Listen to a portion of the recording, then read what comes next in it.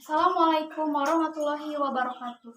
Kami dari kelas 10 MIPA 4, kelompok 2 ingin mempresentasikan Kerajaan Tarumanegara. Saya, Clarissa Serajuita, ingin menjelaskan tentang sejarah berdirinya Kerajaan Tarumanegara. Sejarah berdirinya Kerajaan Tarumanegara.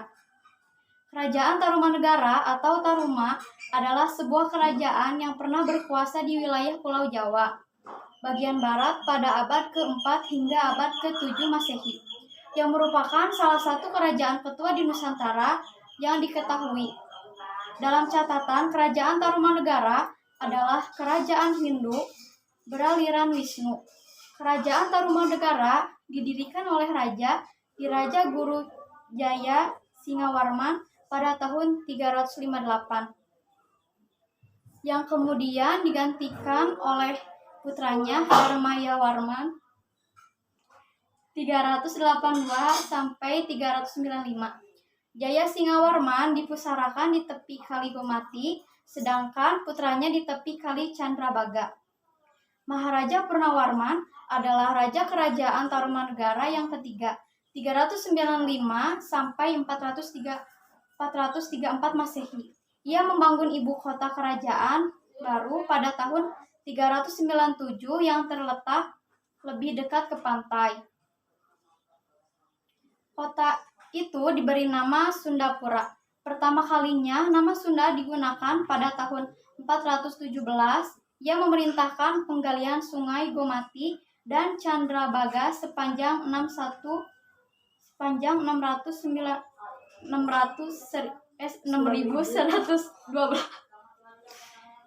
tombak, sekitar 11 km. Selesai penggalian, Sang Prabu mengadakan selamatan dengan menyedekahkan 1.000 ekor sapi kepada kaum Brahmana. Prasasti Pasir Muara yang menyebutkan peristiwa pengembalian pemerintahan kepada Raja Sunda itu dibuat tahun 536 Masehi. Dalam tahun tersebut, yang menjadi penguasa Kerajaan Tarumanegara adalah Suryawarman 535 sampai 561 Masehi, Raja Kerajaan Tarumanegara ke-7.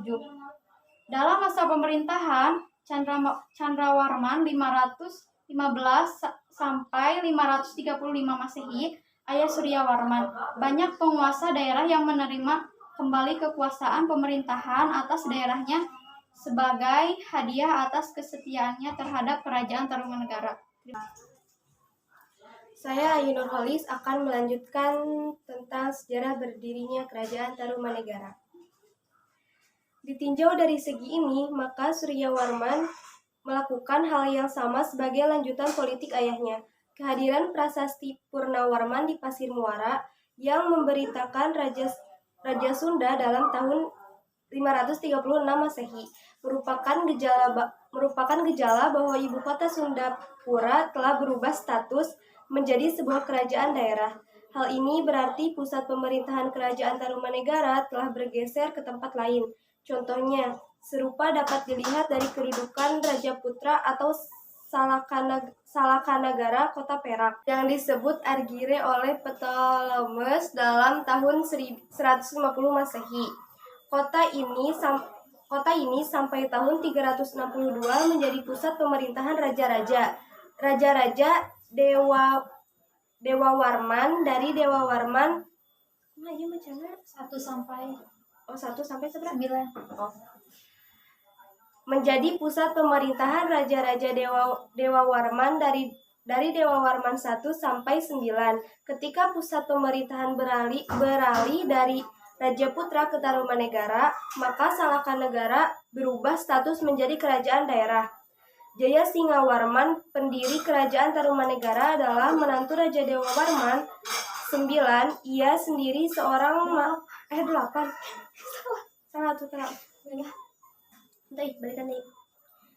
Jaya Singawarman, pendiri Kerajaan Tarumanegara, adalah menantu dari Dewa Warman 8. Ia sendiri seorang maharesi dari Salankayana di India yang mengungsi ke Nusantara karena daerahnya diserang dan ditaklukkan Maharaja Samudragupta dari kerajaan Magadha.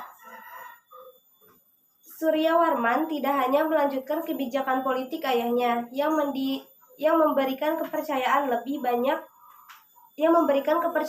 banyak kepada raja daerah untuk mengurus pemerintahan sendiri, melainkan juga mengalihkan perhatiannya ke daerah bagian timur.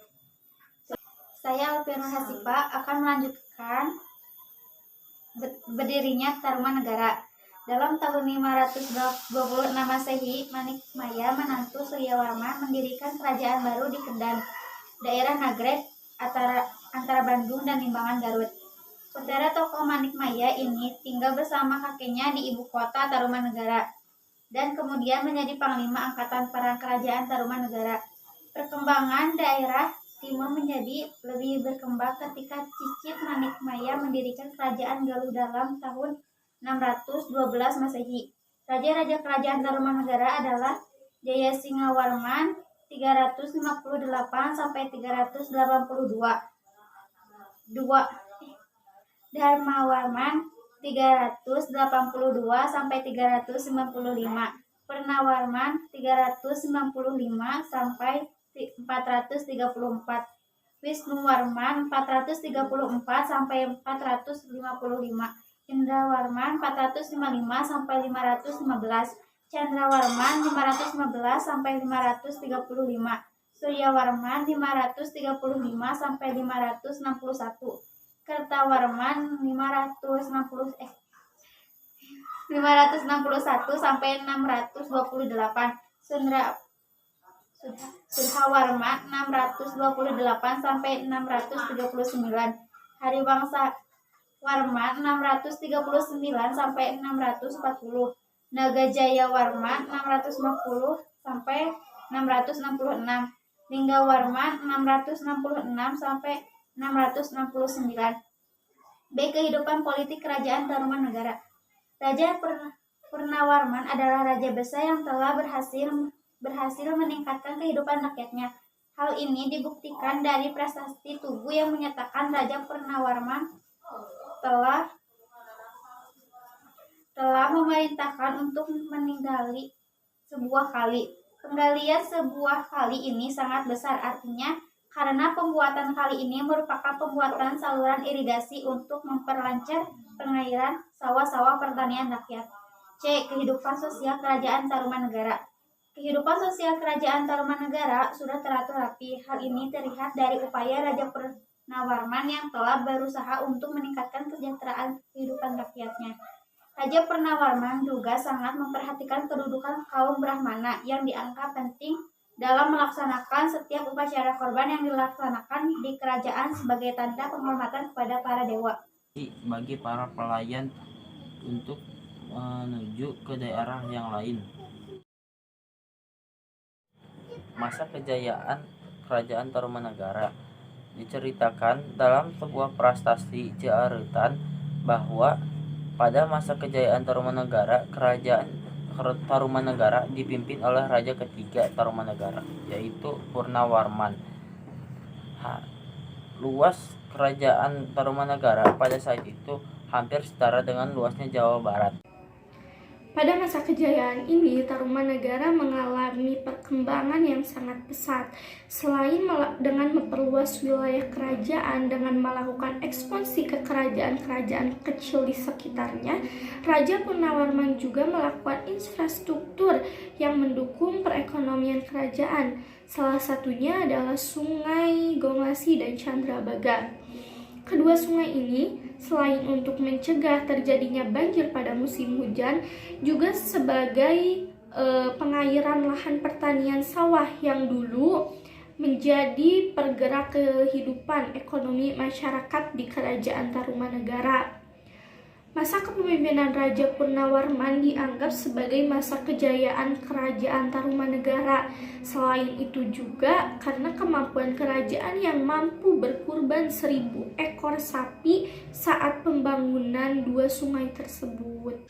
Keruntuhan Tarumanegara.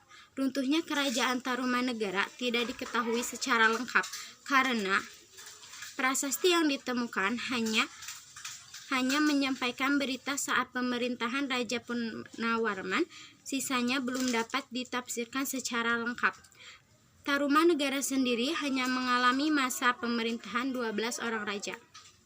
Pada tahun 669 Masehi, Linggawarman, Raja Tarumanegara terakhir, digantikan menantunya yaitu Tarusbawa.